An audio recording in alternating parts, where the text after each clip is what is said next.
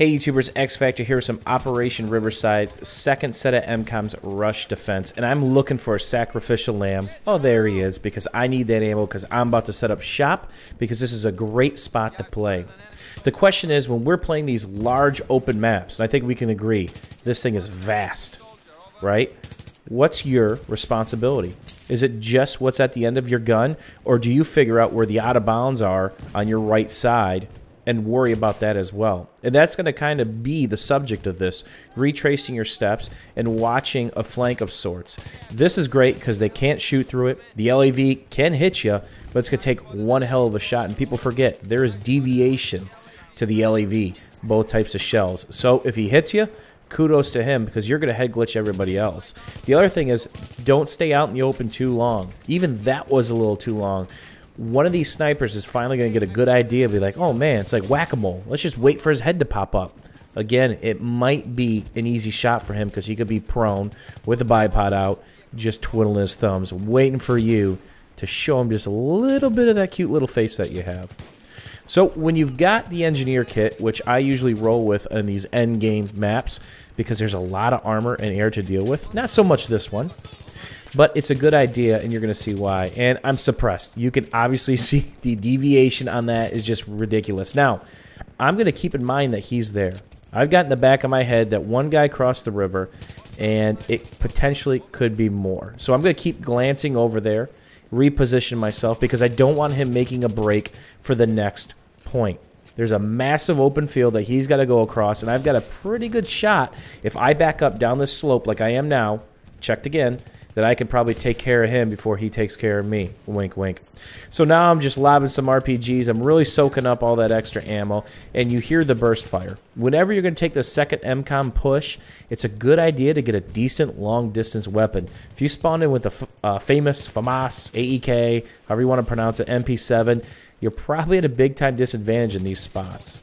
But if you grab a G3A3, SCAR-L, ACW-R, M4A1, something that is decent at long range, you're going to mop up on the kills, right? Trying to blow up the car there, but either that car doesn't blow up or I simply miss. So taking a peek back at my lane again, and notice that they're collapsing down. Again, I say this a lot. You want to create the horseshoe. Let them take the middle.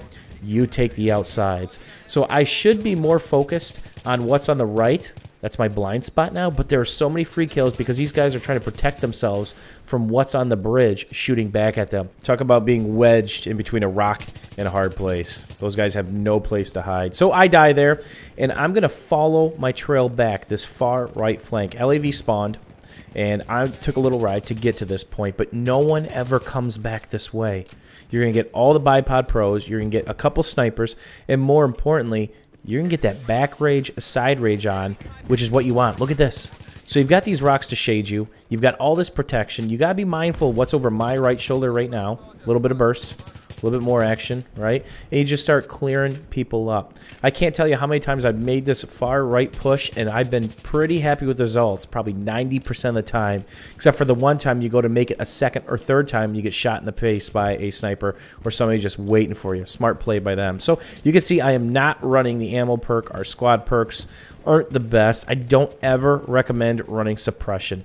It's just not strong enough in this game, the perk itself. Suppression itself is a beast.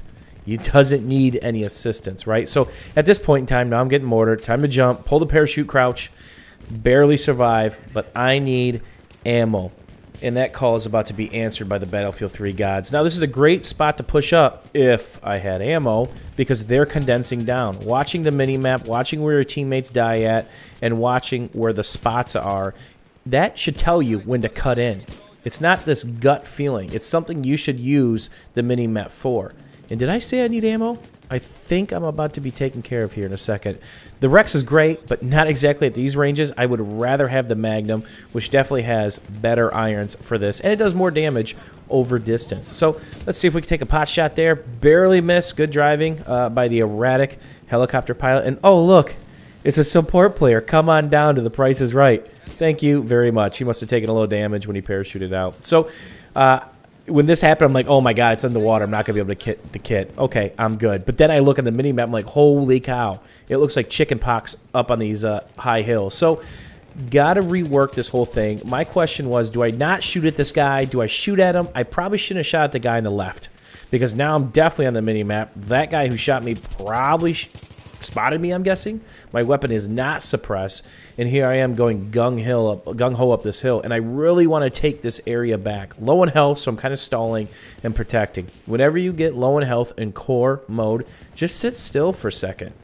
No need to be Mr. Itchy Pants running around a corner with 30% health when you know after a couple seconds it's going to reload. So I'm going to try to press back up the hill, but the party time is about to get cut short because I had some nice plans for all those snipers just camping up there, which involved my pistol and my lower nether regions. So pushing back, when the bomb gets tight, there's nothing wrong with going up the gut.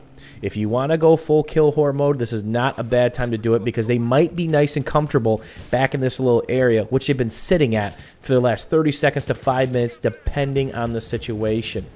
And again, I love Engineer on this map or any of these endgame maps, and I will run that 80% of the time, and I suggest it to anybody. It's a real way to be a team player. Just lob RPGs, smalls, everything else that you have at the armor, and oh wow, work my way back to this spot.